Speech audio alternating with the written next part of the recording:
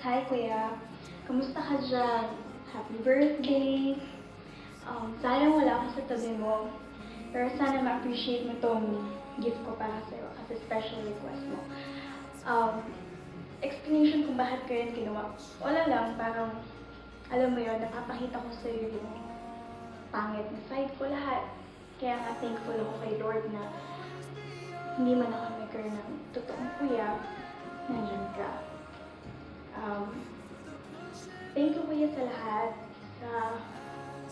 Sa memories, sa mga advices mo, sa mga pinagsama natin. Alam mo ba, lahat ng voice note sa BBM ko, voice note natin dalawa. Sorry, Kuya, kung naging stubborn ako. I know that I'm not the perfect little sister, but thank you, Kuya, for still accepting me. And thankful din ako at the same time kay Lord kasi binigyan ka niya another year to celebrate.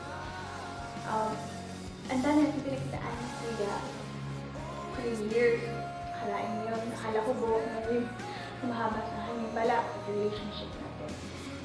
I miss you, Kuya. I love you. Bakit?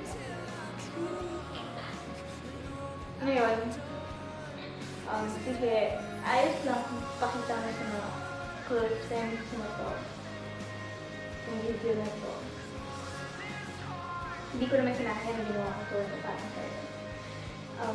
Happy birthday ulit! You're the best kuya in the world. Tandaan mo, Kuya, kahit nandito ako at nandiyan ka. Puso ko lang sa'yo. Yun na. I love you, Kuya. Bye. Sana ma-enjoy mo yung araw.